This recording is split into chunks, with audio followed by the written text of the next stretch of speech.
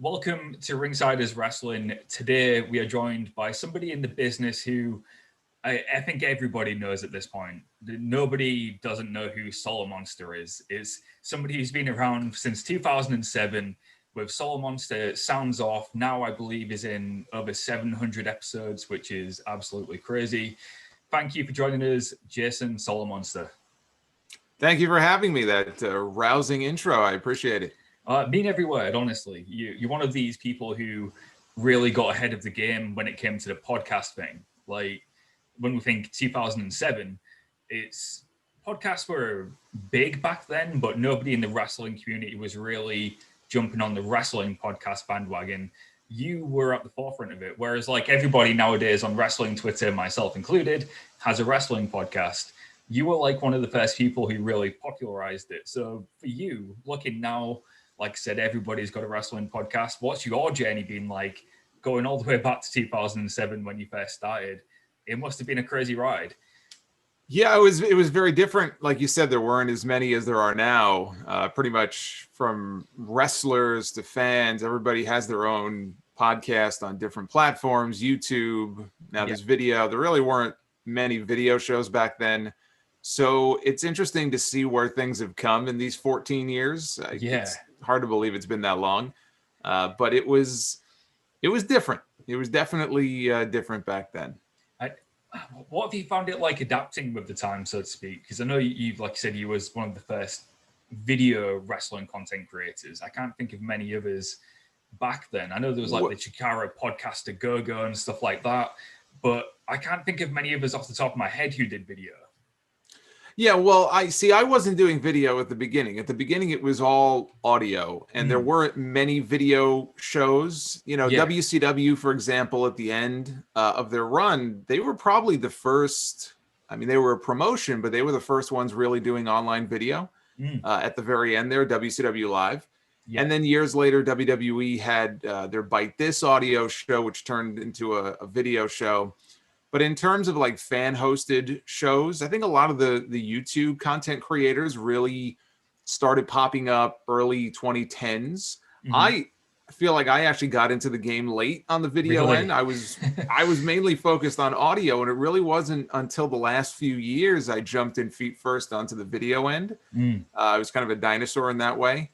But, you know, again, there's things you can do with video that audio, which I will always do, and audio is still, you know, my main show, but there are just certain things you can do that video allows that audio doesn't. So it's nice to have a little bit of both. Yeah, I completely agree. For the first 3 years of us doing this, we're now in our fourth year. For the first 3 years, we just did a wrestling news show every week, and it was audio, and we wasn't very good at doing it. We just nobody wanted to listen to us talk about the news. Nobody is at the beginning. You always think your stuff is terrible. That's it. And you just keep doing it. You know, practice makes perfect. So we switched to video, and it's just been so much more fun. I mean, I'm not sure if the product's any better, but we love doing it. And I think for yourself, after, like you said, 14 years, you must really love doing this to keep it going for that long, because I feel bent out after having a busy couple of months doing this. For you doing it for 14 years, how has that been like for you? Oh, it's a lot of fun. I wouldn't do it if I didn't enjoy it. You know, even when the shows are not good, not my show, but the TV shows, you know, it's still fun to interact with people and get that kind of feedback. My inbox is just flooded with emails from people. You know, the Twitter live streams have constant discussion going on in the live chat. So the interaction and being able to talk to other people and to get that kind of feedback from other fans and other people who listen always makes it fun. I mean, I'm burned out every week. I'm burned out today. So, I mean, I guess I'm just kind of used to it by now. It's only gotten worse, you know, the more stuff I do. So the burnout has always been there, but, you know, I kind of feel like if, you know, one day I decide I want to take a vacation and go do something, it's like, well, wait, I can't, because there's always so much going on, and you're trying to think, well, how could I take it with me? Yeah. So that's my challenge. But yeah, no, it's been a lot of fun. And yeah, the day that it's not fun anymore, then we'll phase down. But It's been 14 years, and I don't see any slowing down coming anytime soon. Well, that's good to hear, because like I said at the start, there's a lot of people who do listen to your stuff and really do appreciate the content you put out. Rivers, one of my friends, was meant to be on this podcast with me. He's gutted he can't make it. So he's hoping you do come back in the future to speak with us, because he's also a big fan of your work. Well, tell him I said hello. Oh, I will do for sure. Another thing over the 14 years is how much the industry has changed. I mean, even in the last couple of years with the addition of AEW, how have you found the time to, with the additions of companies like TNA Impact and Ring of Honor, AEW, how have you decided which bits you want to cover and which bits you don't? Like, what gets your interest? Well, I mean, I will sometimes branch out into some of the smaller promotions if there's something that appeals to me. I was a big fan of Lucha Underground when they were around, and they didn't really have a huge audience, but I covered every episode every week, all 4 seasons on my show. And there was an audience for it, but at the end of the day, no matter how bad the shows may get, it's the WWE content that is still king. That is still what people want to hear about. That is what they want to see. Even the people who have dropped off and aren't watching the weekly television anymore, they'll tune into podcasts. They'll tune into YouTube shows just to keep up with what's going on, because they don't want to let it go completely. They want to know what's going on. And if there's something really good that they hear me talking about, then maybe they'll go find it, on YouTube or something. Mm-hmm. So WWE, the coverage will always kind of carry the shows. I covered Impact off and on many years. I've had a love-hate relationship with Impact going back. We all have. over a decade. There's some classic shows I've done, but not watching them week to week. Right now it really is WWE, AEW. I see MLW Fusion is starting to do some interesting things. So, we might have to consider that. It really just depends ultimately on what I find appealing. Yeah. And is there an audience for it? One of the sadder things is when I cover NXT on my show every week too. But if I were to cover it live on occasion on YouTube immediately after the show's over, like I do with AEW, the interest level just falls off. And it's just not, NXT is not what it used to be in terms of the interest level that I see it just in my own numbers. You can see the difference, and it makes me sad. It's not a bad product. It just there's a certain life to it and an energy, and I'm sure the pandemic hasn't helped. It just isn't there. So I cover it, but I don't go out of my way to cover it, live on Tuesdays every week. I kind of leave it for the main show. So that's kind of where we are right now. Yeah, I was going to ask, like, when it comes to, I know it's no longer a thing, the fictional Wednesday Night War that the fans invented, skirmish. That's right, the skirmish. Yeah. It was not a war. I thought both shows were strong and brought out the best in each other. There was definitely weak shows and weak weeks for both shows. I love NXT in its current incarnation, but it's not, like you said, what it used to be. But with AEW, I feel like it is a strong product most weeks. How do you feel like AEW is shaking up the wrestling industry in the last couple of years? Because for me, even TNA didn't get this amount of shaking up. They were doing good numbers on TV at first, but it quickly dropped when they had the Hogan Bischoff regime come in, and that was kind of like the nail in the coffin for him. With AEW, I feel like they've got a little bit more about them from the very start.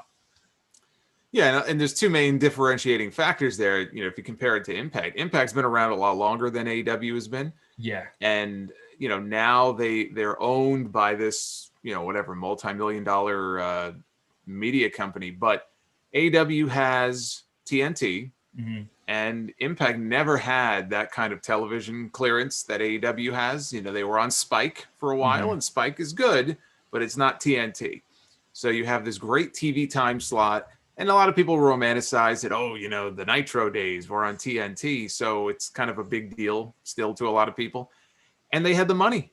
The Khan family and Tony Khan convinced his father that, hey, this could work and we can make money with this. And they're billionaires. So, they have a budget. I'm sure they won't go over a certain amount of money, but the money is there. So when certain talents become available, it's like, well, we'll go see if we can sign that talent. Or yeah, if they want to do an event, big elaborate pay-per-view on the road, then they can do it. And Impact always had money issues that would kind of stop them from going too crazy with things. So I think that's why it feels different than Impact and Ring of Honor and any other company that's come along.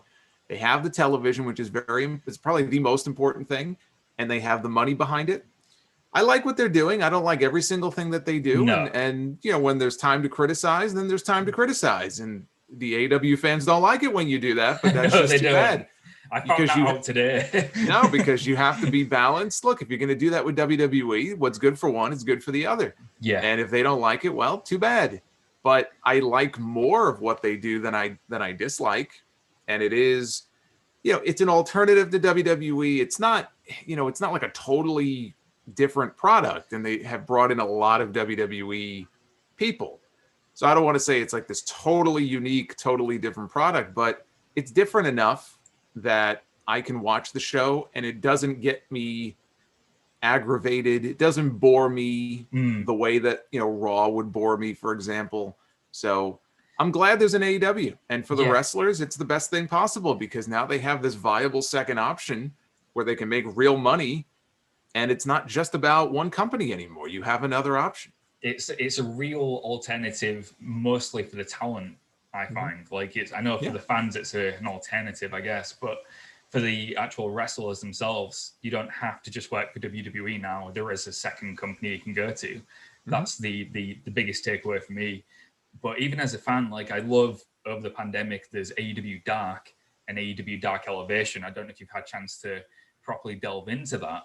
But for me, I prefer Dark and Elevation to Dynamite.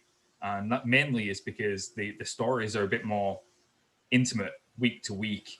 And you can really get involved with the storylines, whereas Dynamite, I feel forgets a few things every now and then. But Dark has been really good. Have you had a chance to catch Dark? I've caught Dark. I caught the first couple of episodes of Elevation. I don't watch them week to week. I do check in with certain matches. For example, when I find out that certain independent stars are getting a match on there, I'm familiar with some of them, from an independent promotion here in New York, and I've had the chance to call some of their matches. So there have been a few instances where it's oh wow, so-and-so is going to be wrestling on Dark. I have to check it out. I think Dark has been good for that reason. It gives some of these younger guys and kind of upstart names a chance to go out, not on television, but they're in AEW. They're able to go out there, and it's a proving ground, for a lot of these untested guys. And who knows, it could lead to bigger things. One of the things about Dark also is the commentary for Dark with Taz and Excalibur. It's amazing.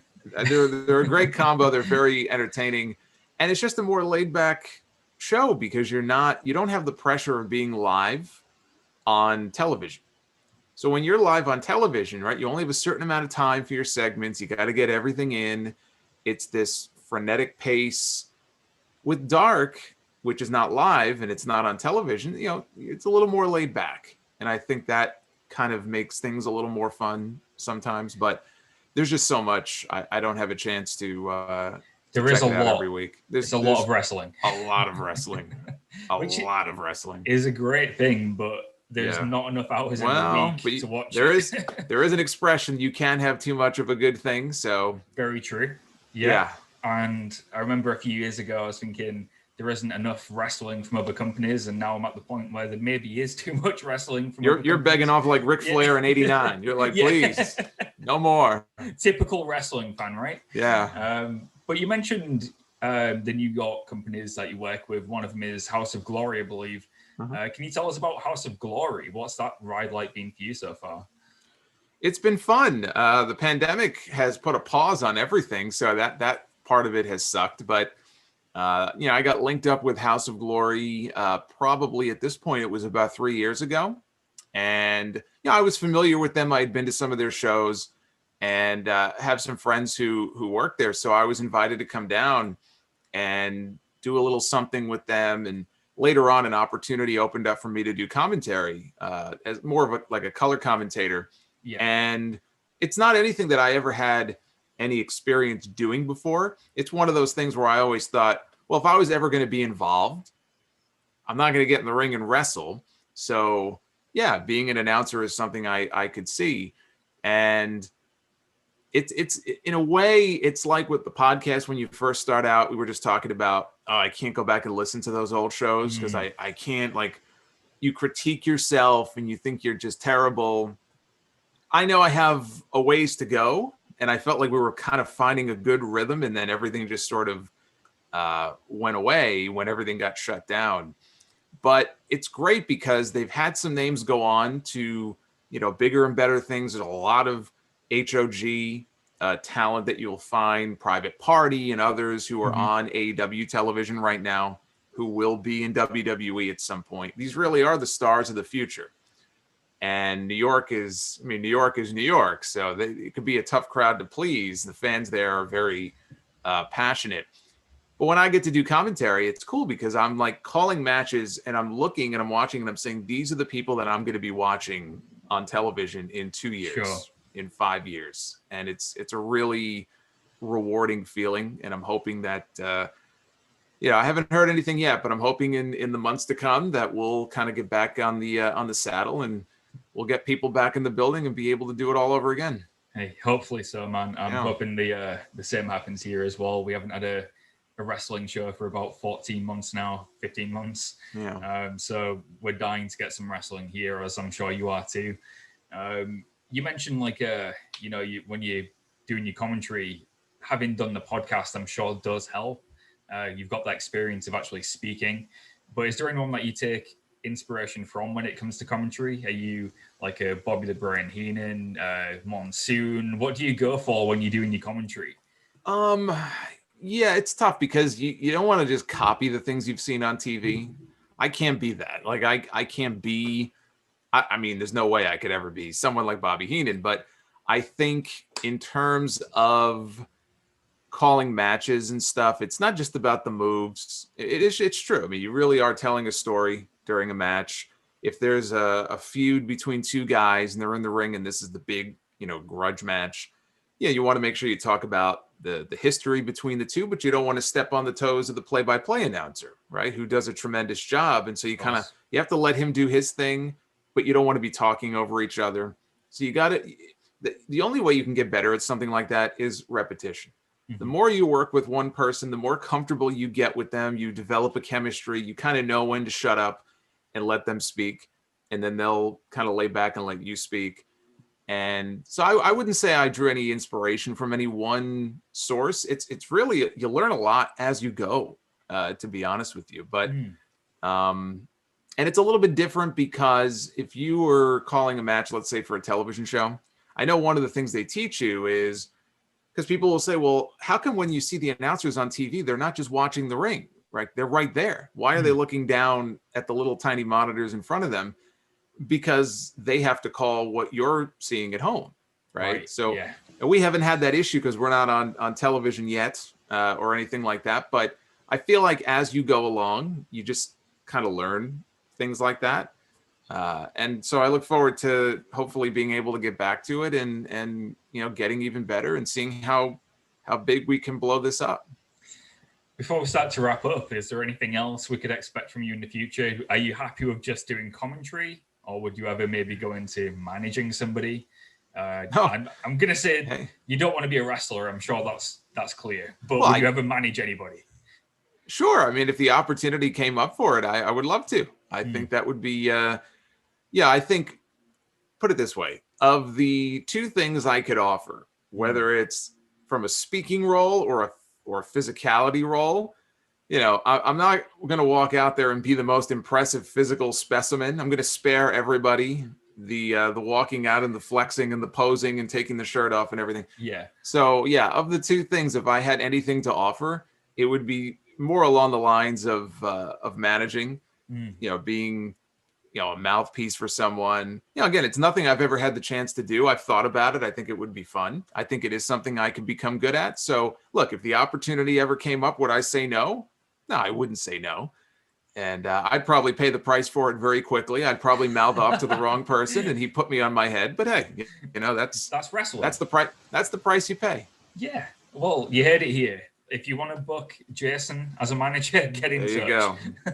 Want to see me get my ass handed to me? There you go. Ratings, let's do it. But yeah, man, before we wrap up, I'm sure most people know, but tell people where they can find you. If they're unfamiliar with your work, where can we hear Solomonster Sounds Off? Yeah, so the main show, it's an audio show. It drops every Sunday. It pretty much is on every major podcast platform. So if you listen in Apple Podcasts, you can get it there. Spotify, iHeartRadio, Pandora. The YouTube channel is kind of a separate beast all to itself. If you just type in Solomonster Sounds Off on YouTube, the main channel will come up. And there's content on there every week, live reviews after Dynamite, every pay-per-view I go live after that. And I'm starting to increase the amount of content I do there, Q&As if people, want to send in questions. There's some other fun features I do from time to time, RSPW Rewind, which is kind of a look back at the early years of the wrestling internet and how, even though things have changed a lot in a lot of ways in terms of wrestling discourse, it really hasn't changed all that much. People would be very surprised. So, those are pretty much the two main places you can find me, and at Solomonster on Twitter. Awesome, man. Well, like I said, we'd love to get back on in the future, discuss some more wrestling. Until then, Jason Solomonster, we've been Ringsiders Wrestling. We'll see you soon. Thanks for having me.